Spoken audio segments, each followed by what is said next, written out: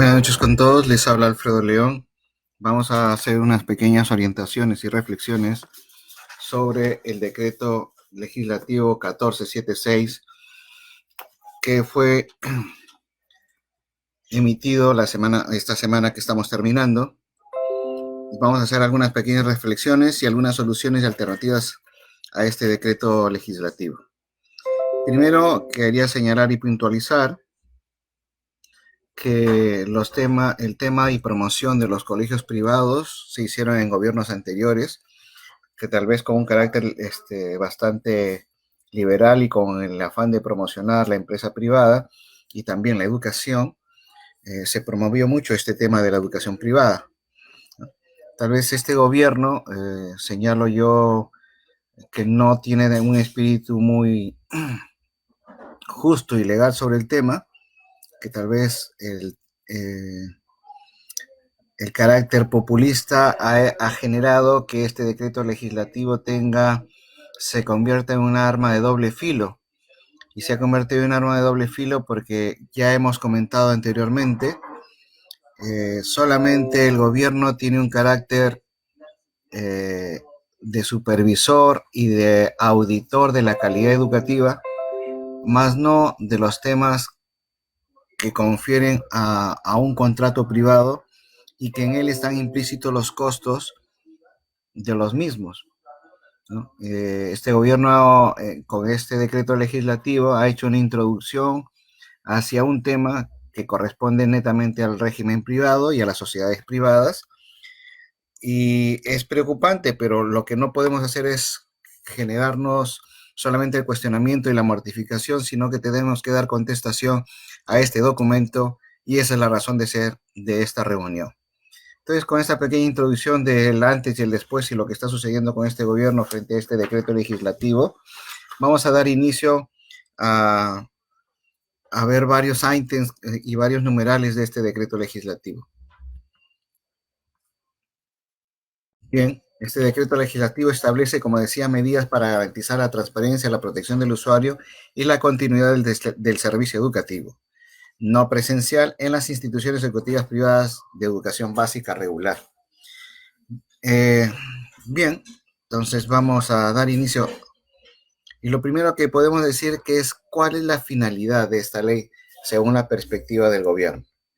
Según la perspectiva del gobierno, la finalidad es informar a los usuarios sobre la modificación de los costos, ¿no?, en este estado de emergencia sanitaria de los colegios privados, porque estos han tenido, ¿no?, un antes y un después de esta emergencia sanitaria, en cuanto que las clases presenciales ya no se van a dar y todo se está dando como a distancia en esta nueva modalidad. Si queremos trasladarlo al tema de Internet, puede ser e-learning, e-learning y m-learning en sus modalidades de sincrónica y asincrónica. Entonces, esta nueva modalidad, ¿no?, a distancia, aparentemente establece una reducción de las pensiones, ¿no? Entonces, si es necesario, señala el gobierno que hay que regular los precios en el caso de que, en este caso de que las pensiones escolares hayan variado. Y hace un hincapié, esto es a pie de letra, lo que refería el ministro de Educación, que ellos no desean regular los precios de las pensiones, ni están obligados a que el colegio reduzca la pensión, sino que lo que ellos están planteando es hacer más transparente la información para que los padres de familia tomen decisiones en relación a la continuidad o no de sus hijos en el colegio en el que estén, en el colegio privado en el que estén. Bien, más o menos esta es la finalidad de esta ley. Entonces vamos ahora a ver cuáles son las obligaciones que tiene un colegio privado frente a este tema. Y hay tres obligaciones importantes que señala este decreto legislativo 1476. La primera es informar a los padres de familia, ¿no?, o a los usuarios, concretamente señala esto, a los usuarios, sobre las prestaciones de servicio presenciales, ¿no?, y que actualmente ya nos están brindando, ¿no? En contraprestación al nuevo servicio que se está brindando, que es el servicio a distancia, ¿no? Si cuando era presencial brindábamos una serie de cosas como son el ambiente propiamente del colegio, los patios, las actividades lúdicas, actividades deportivas y otras semejantes, en relación, y vuelvo a insistir al tema de costos, ¿cómo es que la educación a distancia está brindando mayores o menores bondades? Sabemos y ustedes son conscientes de que cada forma y cada estilo, ¿no? Sea presencial o a distancia, todas tienen sus ventajas y desventajas. Entonces es necesario que como institución privada podamos nosotros exponer a los padres cuáles son aquellas que se pueden cuantificar y mesurar y decir, mira, esto que ya no te brindo, que era un campeonato deportivo, por ejemplo, que tenía un valor de tanto, ya no te lo brindo, y señalar así cuáles son estas actividades concretas. El otro aspecto, el segundo, es la modificación del contrato educativo. Si bien es cierto, no sabíamos en un principio cuánto esto iba a durar, ya sabemos que este año académico se va hasta fin de año en la modalidad de a distancia. Entonces es necesario que los padres de familia tengan un contrato de este servicio en la modalidad de a distancia. Y el tercer aspecto, que no deja de ser importante también, es informar a los padres de familia cuáles son estos costos fijos y cuáles son estos costos variables, ¿no? Que van a intervenir y van a hacer que cada padre de familia tome una decisión frente a si se queda o no se queda en la institución educativa privada con la que en un principio realizó sus actividades. Estas son básicamente estas tres cosas importantes con respecto a los usuarios, ¿no? Y ustedes verán que siempre se está respetando el tema de los usuarios y los usuarios en ambos sites. Pero también hay otras dos obligaciones adicionales que deben de tener en cuenta los colegios privados. La primera, además de estas tres, es no cobrar, ¿no?, aquellos servicios que no se estén brindando, como refería hace un momento. Y la segunda es que se deben de brindar al padre de familia que desiste, ¿no?, de la decisión de quedarse, brindarle todas las facilidades para que él retire a su hijo a otro colegio privado o estatal que él vea por conveniente. Esas son básicamente las obligaciones a las que está, para la redundancia, obligado una institución educativa privada, ¿no?, en relación a los usuarios. Pero a esto también hay que añadir otro aspecto importante, que es el siguiente.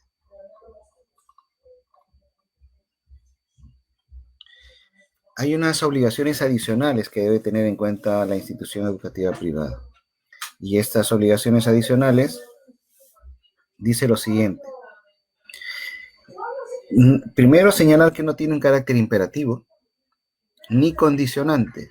Imperativo en el sentido que se tiene que cumplir sí o sí, y condicionante que en el sentido de que en el sentido de que es necesario que haya una premisa para que se pueda cumplir la misma. Por favor. ¿A qué me refiero concretamente?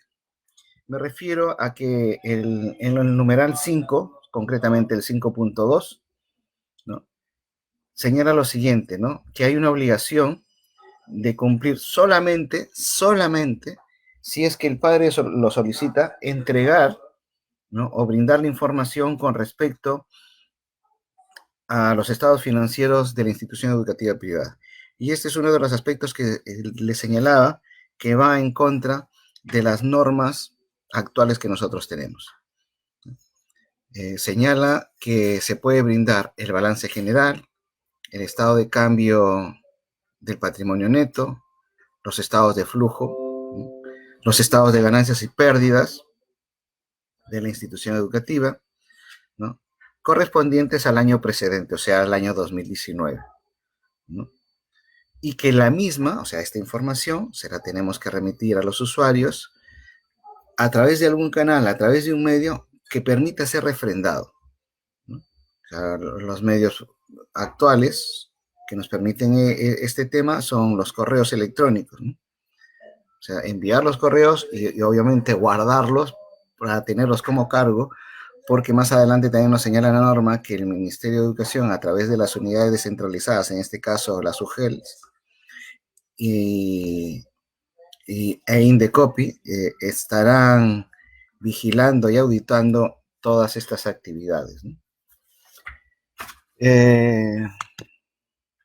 Entonces, esto nos señala y nos hace deducir que el padre de familia está en la capacidad de anular o rescindir el contrato que tiene con la institución educativa y por ende puede retirar a sus hijos de la misma, ¿no? Entonces, esto ustedes verán que hay un tema de inestabilidad para la institución educativa y para los miembros que se quedan en la misma. Ahora, ¿cuáles son esas, si el padre de familia se retira del colegio, qué obligaciones económicas pendientes tenemos con ellos? Son básicamente tres. Una es la cuota de ingresos si son alumnos nuevos, la otra es la matrícula y la que sigue es la pensión propiamente, ¿no? Y esto lo expliqué en una reunión anterior, que es importante tener en cuenta que cada colegio privado, de acuerdo al servicio que brinda, hace un presupuesto anual. Y ese presupuesto anual está dividido en 10 cuotas más una matrícula. Y estas cuotas se dividen a lo largo de los meses. Es importante tener en cuenta que no estamos pagando el mes de marzo, sino que es la cuota 1 con la que se ha dividido las mensualidades, la cuota 2 y la cuota 3. Es muy posible que algunos colegios, voy a poner un ejemplo, pueden empezar la última semana de febrero o pueden empezar la segunda quincena de marzo. Y eso corresponde a la cuota 1. O sea, no es que un padre de familia esté pagando por 2 semanas que trabajaron en marzo o por 4 semanas y un poco más porque empezaron desde febrero, con el primer ejemplo que pusimos. Es necesario tener en cuenta que la inversión anual está dividida en 10 cuotas. Y no es que estamos pagando enero, no es que estamos pagando febrero, o no es que solamente en julio trabajaron solamente una semana y media o 2 semanas. Entonces es necesario tener en cuenta esto. Bueno, esto es más o menos lo que les quería explicar con respecto a este tema. Y lo otro que queríamos ver era cómo con el tema con el tema con el tema de que se pueda disolver este contrato, ¿no? Que es otra situación que no está contemplada dentro del marco legal existente hasta que haya llegado este decreto legislativo. Entonces, ¿qué sucede? Si es que ustedes recuerdan que la primera semana de enero de este año salió un decreto de urgencia, el 02, concretamente el día 8 de enero. Y este decreto de urgencia señalaba lo siguiente.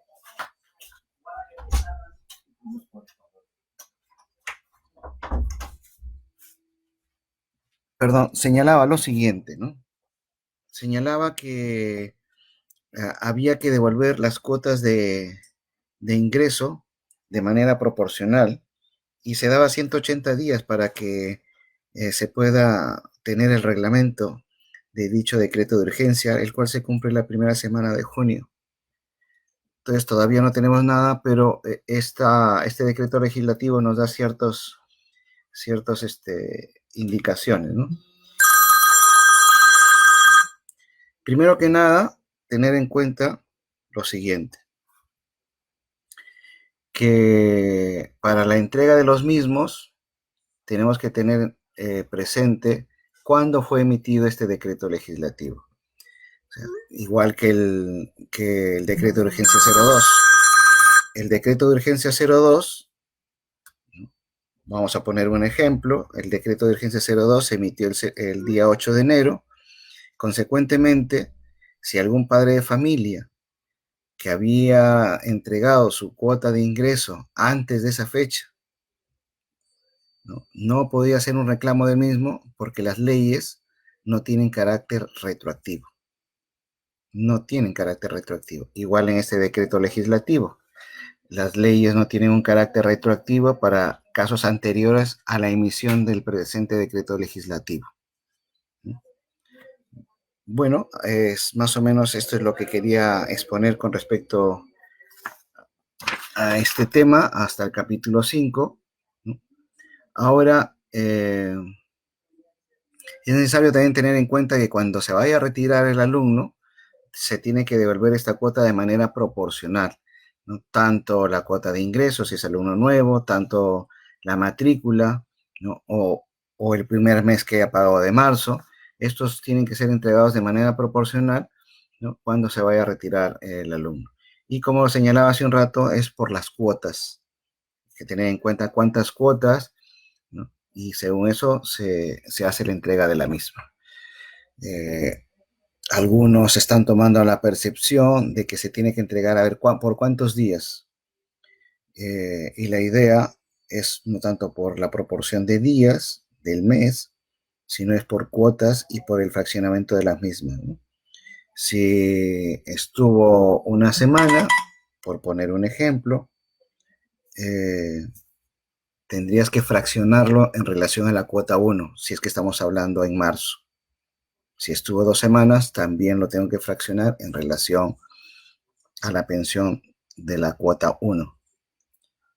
Que es o me explico de otra manera. Se me ocurre pensar que yo, padre de familia, he pagado la matrícula y el primer mes. Y decido retirar a mi hijo y solamente mi hijo estuvo en el primer mes la mitad, 2 semanas. Entonces lo que yo tengo que hacer es descontar la mitad, el 50%. ¿No? Igual sucede de manera proporcional a la matrícula, la cual está prorrateada durante las 10 cuotas. Entonces, esto es lo que nosotros debemos de tener en cuenta. Bien, seguimos entonces.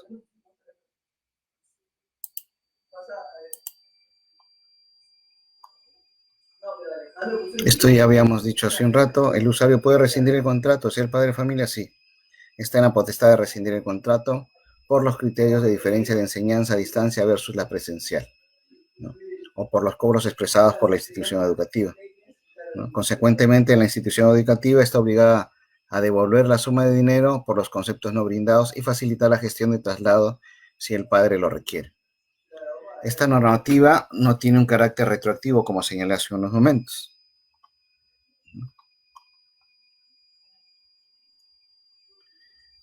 Esto es lo que señalaba con respecto al cálculo de la devolución.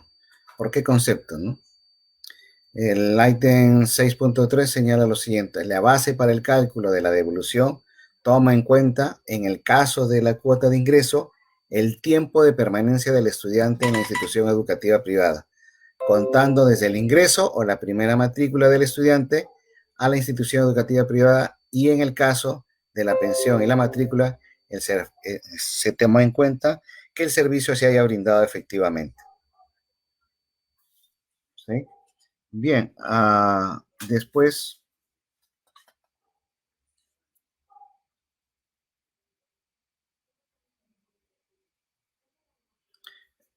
seguimos avanzando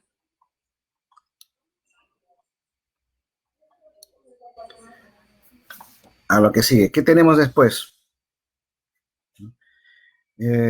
Con respecto a la información de los costos de la actividad educativa. Primero, tener en cuenta, con respecto a las clases a distancia, es necesario que tengamos en cuenta toda la inversión que se ha hecho. Si bien es cierto, todos los profesores y todo el equipo técnico del colegio preparó un proyecto anual de trabajo y los profesores propusieron su carpeta pedagógica para cada curso, esta se ha tenido que reestructurar nuevamente. Para eso tomamos en cuenta este último decreto de urgencia, ¿no? Que nos señalaba que habría que reestructurar el plan de recuperación, hacer la adaptación del mismo, y señalaba también que había que enseñar, perdonen la expresión que voy a emplear, las cosas que sean más digeribles de aprender para los chicos en esta nueva modalidad. Entonces, lo que sucede con esto es que es necesario que vuelva, perdonen que me distraiga un poco porque están llegando una serie de mensajes a través del Face. Entonces decía que era necesario tener los costos reales de este nuevo servicio. Bien, seguimos. Entonces, esta información de costos se puede brindar a través de estos siguientes aspectos que estamos señalando aquí, ¿no? Primero que tengo que tener en cuenta, ya creo que varias veces hemos comentado que más de la mitad de un presupuesto de un colegio, más de la mitad de este presupuesto es para hacer el pago de planillas. Nuestra institución educativa, el alma de una institución educativa, siempre son todos los colaboradores de la misma. Cuerpo directivo, cuerpo docente, el cuerpo administrativo, el personal de mantenimiento y limpieza, el equipo de seguridad. Es decir, todo este conjunto, en cierta manera, son los que van moviendo toda una institución educativa. Tal vez hay una visión bastante errónea de parte de muchos padres de familia, de muchos usuarios, que refieren que las ganancias, los dividendos que tiene un colegio privado, un colegio, sea sociedad anónima, sea una EIRL, una SRL, o sea una asociación sin fines de lucro, sus utilidades o sus remanentes o sus márgenes de ganancia son bastante altos, ¿no? Tal vez lo que no hemos podido hacer es asociarnos como colegios privados y a través de una imagen institucional poder expresar y exponer a los padres de familia cuál es la situación real de los estados financieros de un colegio. Toda empresa privada, sea cual fuere el giro que tiene, sus utilidades, sus remanentes, sus márgenes de ganancia, están entre los 15, 18%, un poco más, un poco menos, pero no hay empresas que ganen 50%, que el 50% sea inversión y que el 50% sea ganancias netas. Entiendo yo que esta situación que estamos experimentando, todos y cada uno de nosotros, en el rol que nos toca vivir, hace que en cierta manera entremos un poco en crisis y desesperación y tratemos de una u otra forma ver dónde puedo reajustar mis gastos, ¿no? Yo mencionaba en una reunión anterior y decíamos lo siguiente: si tenemos una deuda con el banco, ¿no? Si tenemos una deuda con otra entidad, ¿no? O con la misma universidad, ¿no? Si algunos están estudiando, no podemos acercarnos y decirnos que queremos que nos rebaje 50%. Posiblemente uno de los proveedores más importantes de una familia son los colegios. Importantes en el sentido no solamente porque ahí se instruyen los hijos, sino porque hay un acercamiento amical, afectivo, entre el padre de familia y los representantes de la institución educativa privada. Y esta estrecha relación hace en cierta manera que uno como padre de familia se pueda tomar esta libertad, ¿no? Una libertad un poco mal entendida en el sentido de que no hay colegio que pueda soportar un 50% de descuento en las pensiones, ¿no? Ni siquiera para tener un punto de equilibrio. Es decir, Si yo doy un descuento de 50%, no me va a permitir poder financiar planilla y otras cosas pendientes que han surgido en nuestra nueva modalidad. Y eso ustedes como promotores y directores de colegios son más conscientes de esa situación, pero es necesario poder comunicarla, uno, pero más que poder es saber comunicarla. En estos tiempos de tanta atención, reitero, es importante saber comunicar todo lo que está aconteciendo en nuestra institución educativa, a fin de que el padre de familia también pueda identificarse con la realidad de cumplir, ¿no?, con ciertas responsabilidades, entre ellas la de pagar las pensiones. Entonces, decíamos, tengo aquí qué es lo que tengo que informar.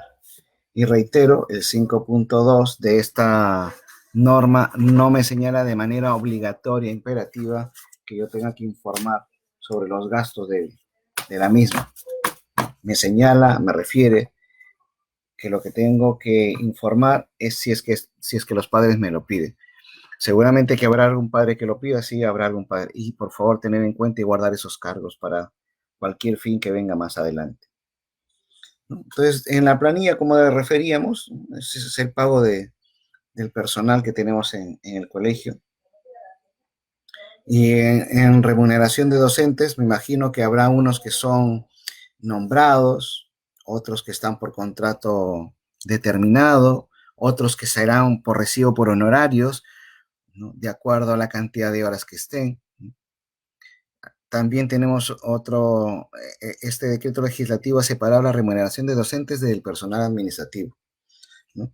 Personal administrativo que posiblemente esté entregado por la secretaria, por la tesorera, y otras personas que laboran en ese entorno de manera conexa, ¿no? Muy aparte también están los gastos de salud, que son los pagos que hace el empleador, ¿no? Tanto, y aquí también ha hecho la separación de salud tanto para docentes como para el personal administrativo. También señala aquí qué otros beneficios se les está brindando a, al personal, a los colaboradores de la institución, como pueden ser bonos, vales. eh, Otra de las cosas que se puede brindar son las licencias de alguna forma o las capacitaciones, ¿no? Es decir, aquí entran todas los beneficios que no están estipulados en los tres primeros numerales. Y luego tenemos también los gastos de materiales para los docentes. En estos están, por ejemplo, los recursos de material bibliográfico, de pizarras, están lo del hosting, están los recursos digitales, están las plataformas, ¿no? Eh, Después tenemos, además de esto, pasamos a la siguiente.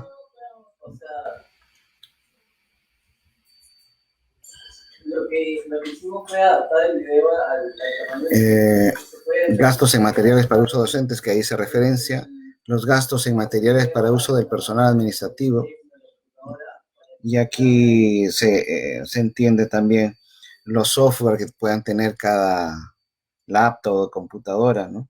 Documentos administrativos, material administrativo, útiles de oficina.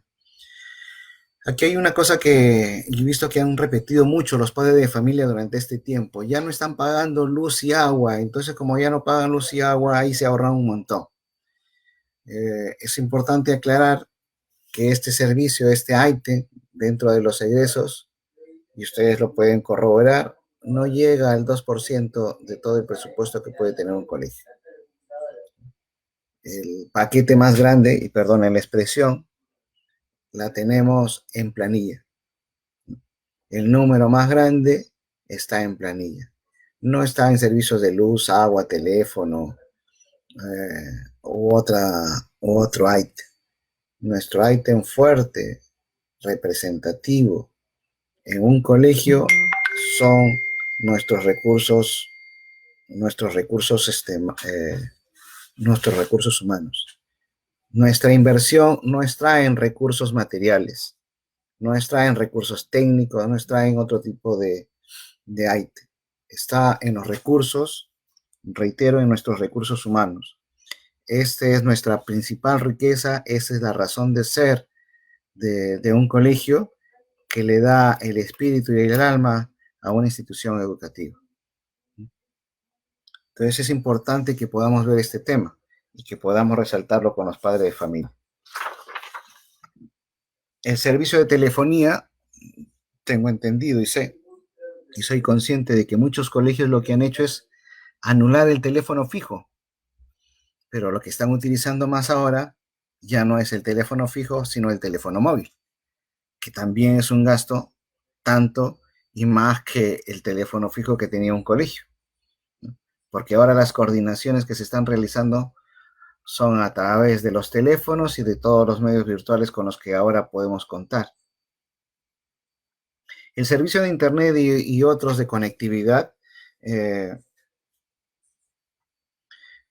sé que y creo que todos somos conscientes que el tema de enseñar de manera virtual ha desarrollado que cada institución pueda engrosar, fortalecer y ensanchar varias cosas. Servicio de Internet, memoria, ensanchamiento de banda, eh, mayores megas para poder realizar las actividades. Otros colegios también, por ejemplo, sé que están utilizando videoconferencias a través de diferentes modalidades, ¿no? Pero todas y cada una de ellas es necesario tener un correo corporativo. Por ejemplo, yo sé que hay muchos que están utilizando, voy a señalar el nombre, no porque quiera hacer propaganda a alguna plataforma, están utilizando el Zoom u otra semejante, y es necesario tener un correo corporativo de cada alumno a fin de que terceros no puedan ingresar a este medio e interrumpir la clase. Entonces, se están haciendo una serie de ajustes en cada colegio, ¿no? Lo cual, para tener un correo corporativo, implica que puedas contratar otro tipo de plataforma y otro tipo de trabajo que te permite a ti brindar, si en tu colegio hay 100 alumnos, pues 100 correos más lo de los profesores, ¿no?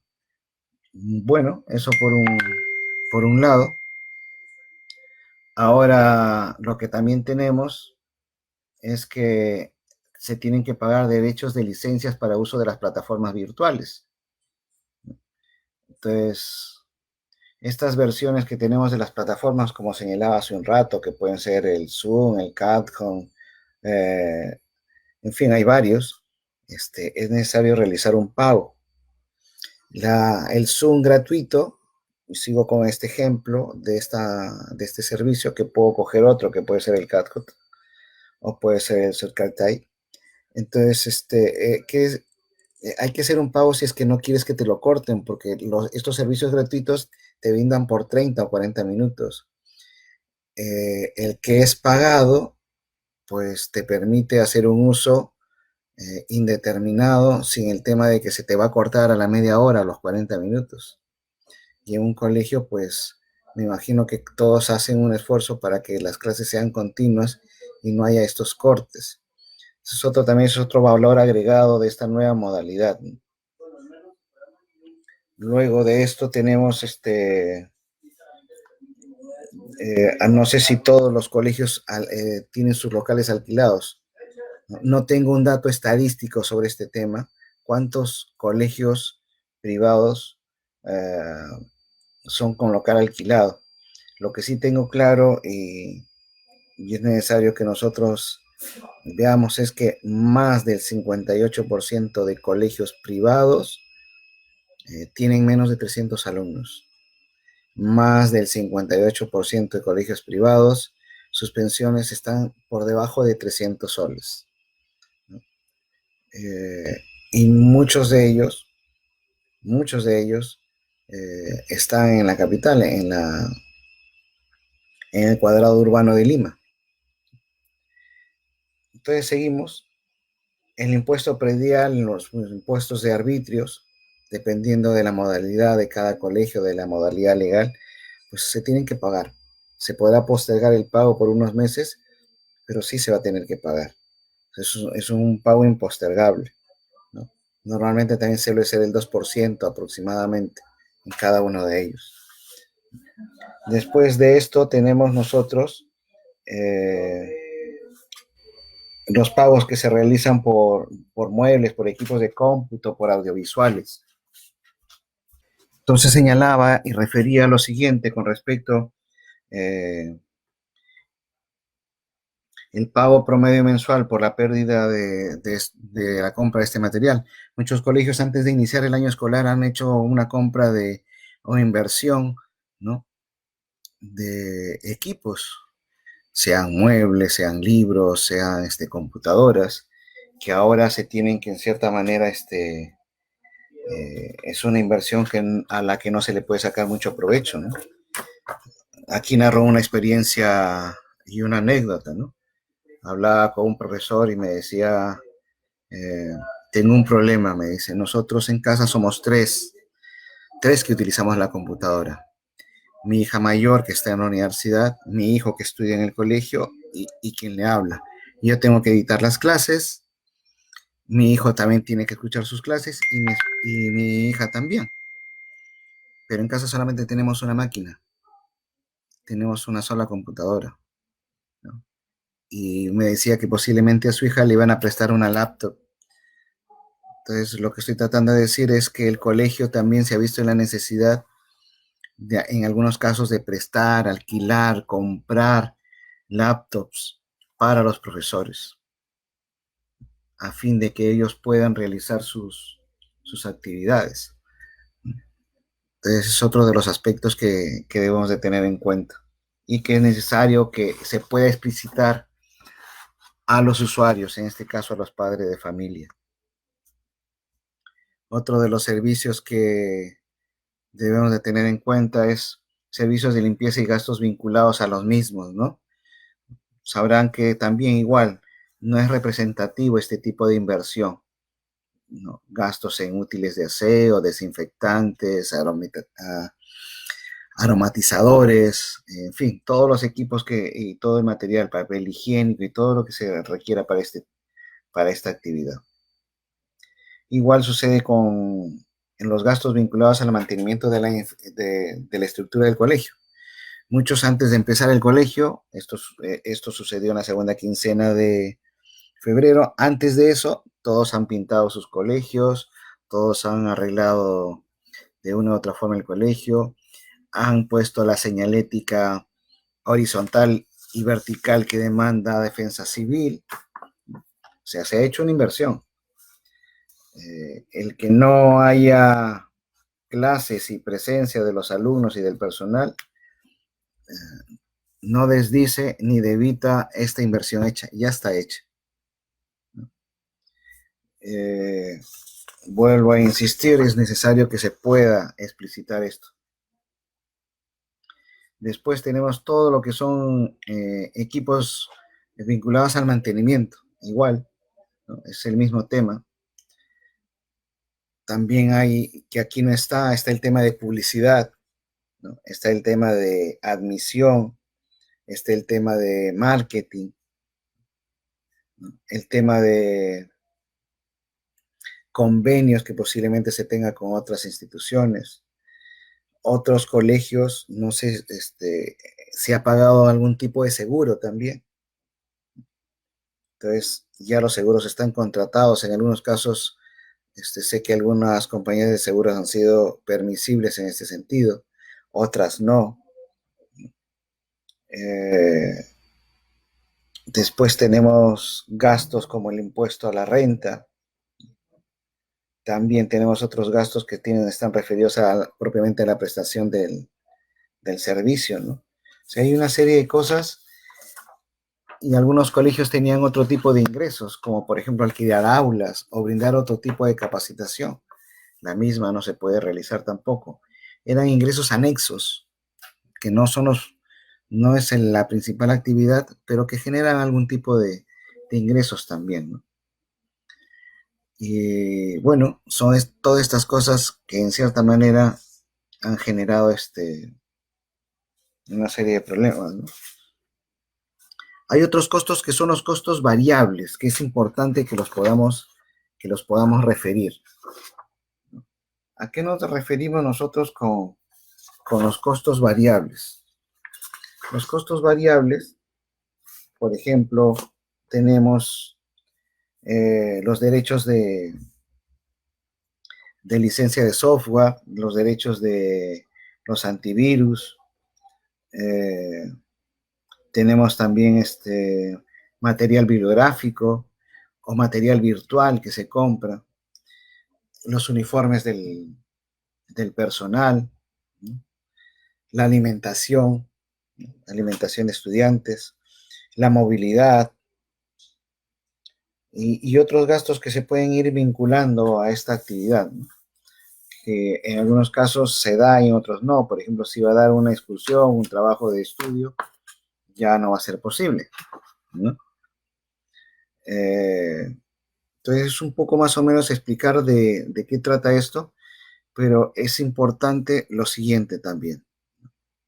Aquí tenemos cuáles son las incompatibilidades legales a las que estamos expuestos.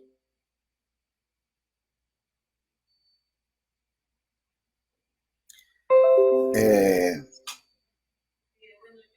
bueno, siguen llegando los mensajes. Decía lo siguiente, ¿no? Por ejemplo, tenemos ahí el derecho de sociedades privadas.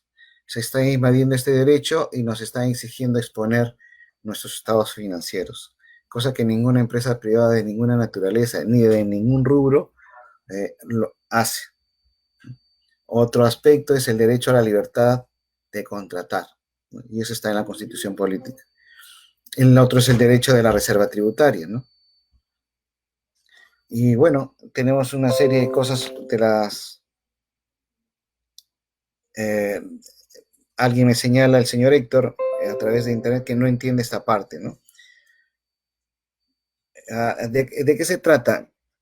Por ejemplo, el derecho a la reserva tributaria señala lo siguiente: los pagos de los mismos, así como los estados financieros, eh, tanto de impuestos y de mis ingresos y salidas o egresos, corresponden al régimen privado. Solamente me pueden exigir que yo exponga mis estados financieros por mandato judicial o, en el caso, por un tema administrativo, por ejemplo, Indecopi, que me pide: señor fulano y tal del colegio tal, promotor de tal colegio, necesito que me exponga a través de un documento cuáles son sus estados financieros por tales motivos administrativos, y comienza a señalarlos. Y el otro tema es el de cuando uno hace un contrato, ¿no? En este caso entre el usuario y el colegio, ¿no? Cuando se establecen las condiciones, los conceptos vistos en el mismo no son reembolsables.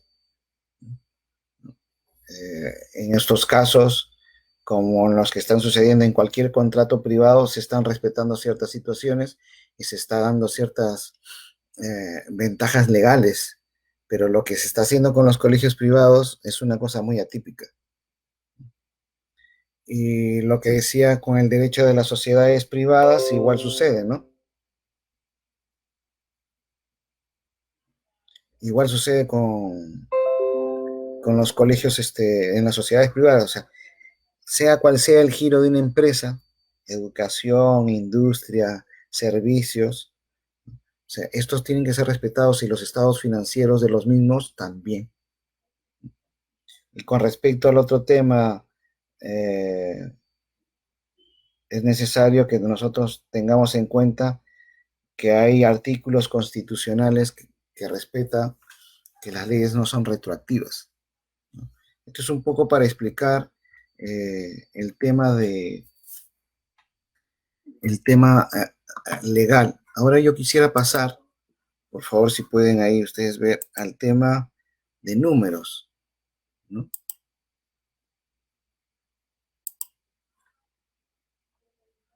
Estos son los costos fijos, variables, mínimos de un servicio educativo, ¿no? Por ejemplo, acá hemos sacado con un colegio que tiene 450 alumnos, con una pensión de 300 soles. Este es el bruto, recibe más o menos mensualmente 135.000 soles. Estos 135.000 soles, vuelvo a insistir, es el bruto, porque aquí seguramente hay que descontar los índices de morosidad. La morosidad que puede ser más o menos en un colegio es de 30%, un poco más, un poco menos. De esto tienes que descontar descuentos por becas, que es más o menos un 10%, un 10% más, ¿no? Entonces, esto, si nosotros vemos aquí y subimos, que este es más o menos el esquema que nos ha pedido el Ministerio de Educación, ¿no? Este es más o menos el esquema que ha pedido.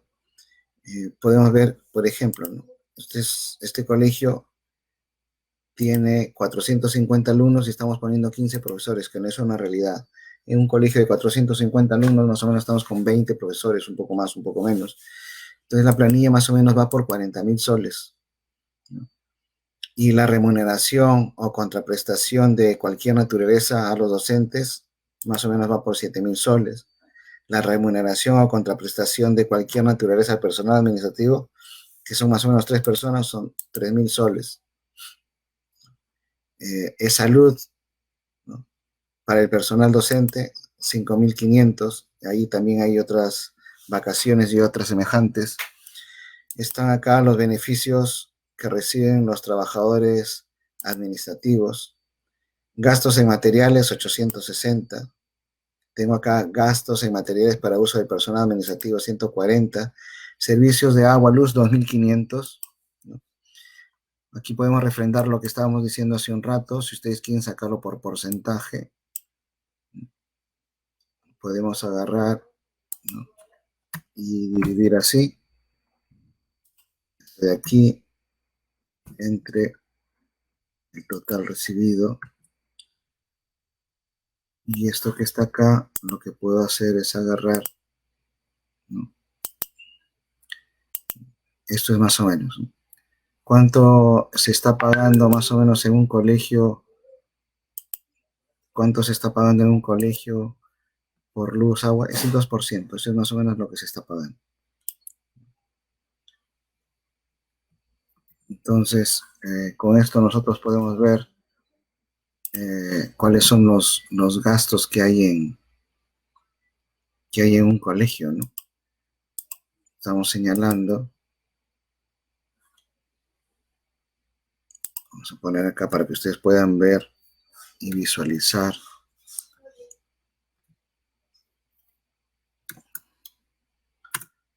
cuáles son estos gastos que normalmente suele tener un colegio, y ustedes puedan analizar y poder,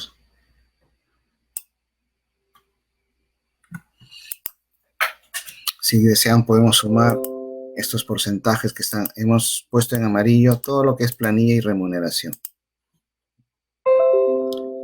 En este caso, todo lo que es planilla y remuneración es más o menos 56% en este colegio. 56%. Entonces, alrededor del 56%, pero debe ser un poquito más porque por acá falta un gasto que no he puesto, son más o menos 60%. Entonces, más o menos esto es en un año ordinario lo que suele suceder.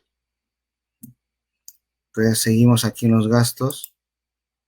Decíamos que el tema de... Nos hemos quedado acá. Servicios básicos de agua y luz, 2%. Telefonía no llega ni al 1%. El servicio de internet y de otros servicios de conectividad, 1%. Derechos y licencias para uso de plataformas, más o menos 9% del gasto o de la inversión del año o de los ingresos, perdón, para ser precisos. Alquiler de local, este es un costo variable que dependerá mucho de la realidad de cada colegio. Impuestos prediales también suele ser 1 o 2% de los ingresos totales. Amortización de muebles, equipos de cómputo y audiovisuales, ¿no? Los colegios suelen invertir mucho en este tema.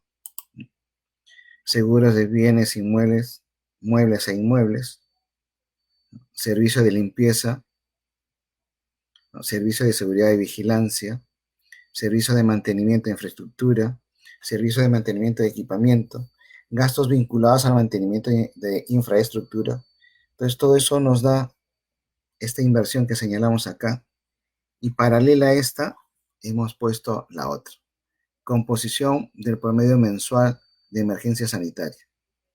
Ustedes verán que acá tengo 40.000 y acá tengo 30.000. ¿Qué están haciendo muchos colegios? Muchos colegios lo que están haciendo es haciendo descuentos y exhortando a su capital humano, que es el más importante en cada colegio, a sus recursos humanos, exhortando a que hay la necesidad de bajar el sueldo. Entonces, aquí teníamos 40, estamos en 30.